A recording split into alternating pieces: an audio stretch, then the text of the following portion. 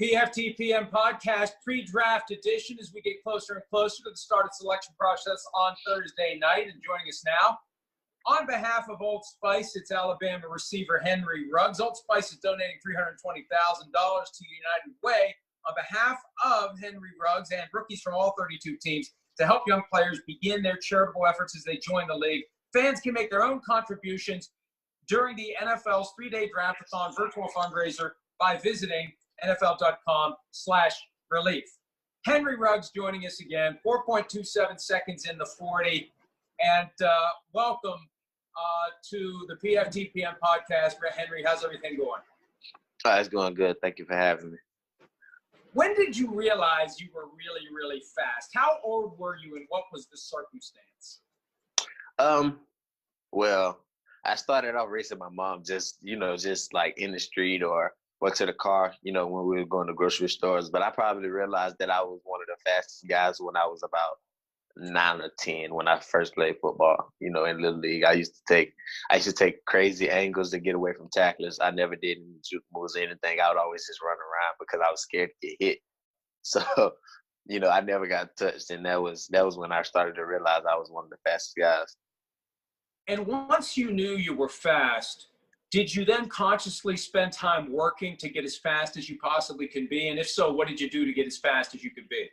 Definitely. Once I realized, that I had that ability in my legs, then I kind of just hammered on my legs from there. I used to do all kind of little crazy things. If I'm standing still, I'm doing calf raises.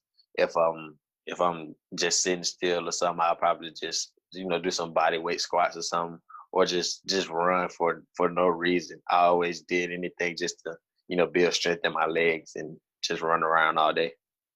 Beyond the fact that you are ridiculously fast, Henry, what do you think your best attribute is on a football field? Oh, of course, we're going to go with speed.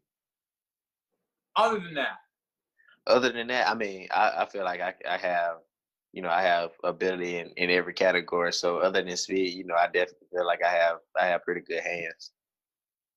We hear so much about the SEC and so much about Alabama, what a great program it is, Nick Saban with his NFL connections.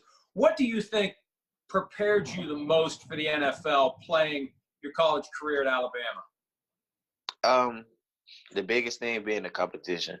That's probably one thing that fuels everybody, from the University of Alabama. The competition there is very stiff, and you're practicing with some of the best every day. So that's one thing that's going to make you, a better competitor. It's definitely going to make you go hard every day, and you're never going to get complacent because at any time, you have another guy just like you coming right behind you. You could have come back to Alabama for one more season, Henry. How close of a decision was it for you, and how did you go about making that final call to enter the draft when you had one more year of eligibility? It was definitely a decision that came down to the wire. I was really strongly considering going back. And, the decision ultimately came down to my younger brother just telling me, my brothers are my lifeline, my backbones, the people that mean the most to me. And my younger brother just told me that I should take advantage of the opportunity. And, he was just saying that he was good on everything, on his end. And he just wanted me to, go ahead and go into the draft. When you're older than I am now, like 50 years from now, and you're sitting in a rocking chair like I am now, and Henry Ruggs V wants to hear a story from you about Nick Saban, what's the first story that you're going to tell when it's time to tell your grandson about Nick Saban? I'm definitely going to tell him that he could cover me. He always felt like he was the top DB, in the world. And whenever we would go for drill to drill, I would always just run by him. And we'll do this thing, I try to cut him off like as if I'm stacking him, as I'm running the route, stacking him, getting in front of him. And he would always try to cut me off like he's pushing me toward the sideline. And, I guess he got tired of beating me. So he kind of took a cheap shot one day and, ran over to the drill. And as soon as he got to the drill, he turned and asked for, like, where's Ruggs at? Why's Ruggs not in the drill? He's taking, is he taking practice off today or something like that? So, that's one of my favorite stories and one that I'm definitely going to tell. He does have that reputation for being a kind of a hard ass, but also I hear from a lot of players that he's funny. from the perspective of the players, there's got to be somebody on the team that would do a great Nick Saban impersonation. Who on the roster while you were there was the one who would do that Nick Saban impression, just kind of lighten the mood and poke fun at him a little bit? Oh man, we had a couple guys, but honestly, the best guy was not on the team. It was Coach Ezell, Rob Ezell. He was a former receiver, so I feel like he does the best impression. So none of the guys on the team could do the impression that he did. There's been a lot of talk about your quarterback, Tua Tagovailoa. Recently, Nick Saban came out and said, hey, anybody that passes on this guy is making a huge mistake. Make your pitch on behalf of your quarterback, Tua Tagovailoa, as to why teams should take him as early as they can in the draft. I mean, definitely. I mean, I back Coach 100% on that. If you miss out on him, you're definitely missing out on a guy that's going to make your team better, make your organization better, and a guy that's going to come out and do what he has to do. He's a fierce, relentless competitor. He always, even though he does have, the injury history, he always came back, 10 times better and came back and, made his impact, right away. He played hurt. He did all kind of things, but he always made the team better. He's a great competitor and a great leader at the same time, but also he's a great guy, You make a great case for Tua, and now Henry Ruggs. Make the case for Henry Ruggs to be drafted as high as possible. Oh, Hitman Rose is definitely. I mean, he's a guy that's gonna do everything. Everything that he needs to do. He's a guy you can put anywhere on the field at any time. He's definitely gonna be there and produce and give you 110%. I mean, regardless of the situation, it's no moment too big for Henry Rose. Henry, I don't know how much you pay attention to the rumors that are floating around out there now. It can make you dizzy if you look at too much of it. But our friend Peter King had a rumor yesterday that the Chiefs are thinking about trying to move up in round one. They're currently at number 32. They want to move up to try to get you. What's your reaction when you hear that?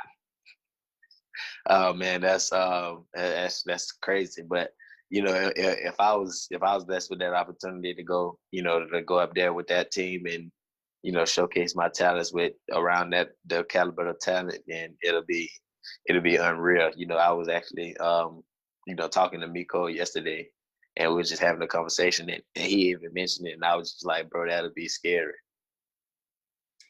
This pandemic has made the pre-draft process so different than it otherwise would be. You'd have been taking visits, you'd have had private workouts, it would have been much more involved.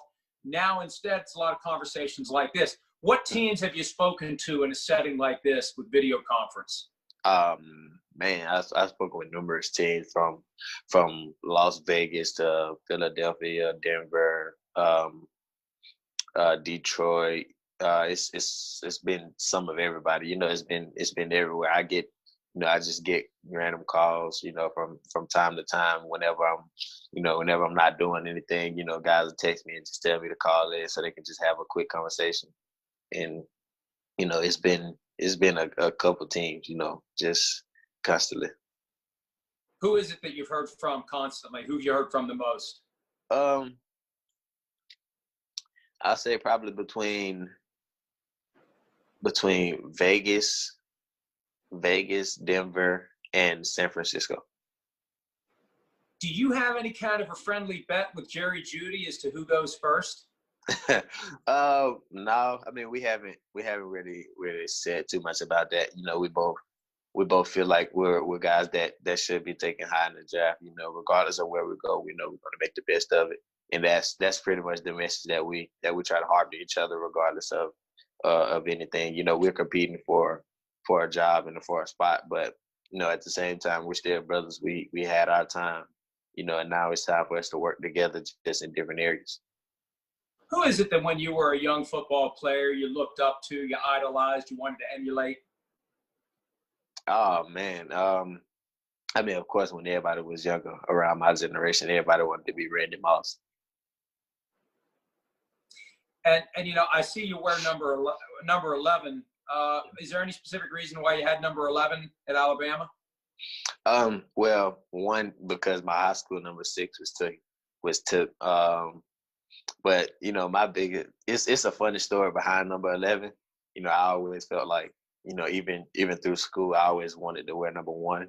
But, you know, I was a guy that felt like number one was overrated because everybody wanted to be number one. And if you were number one, you had to be that guy. So you had to be doing, you know, where I'm from. If you had number one, you got to be playing both sides of the ball. You got to be that, you know, the star of the team. You know, the leader always wore number one. And I felt like it was just an overrated number, but I always wanted to wear it.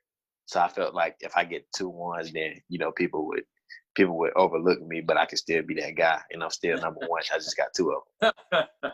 You mentioned Randy Moss. Have you had a chance to ever meet him, talk to him, get any advice from him? Yeah, the crazy thing is, you know, I was down in Tampa working out for the combine, and he actually came down there and worked with us hands on. So that was a crazy experience, and we kind of developed a relationship, and he was telling me some things, and I definitely keep it in the back of my mind whenever I'm doing anything.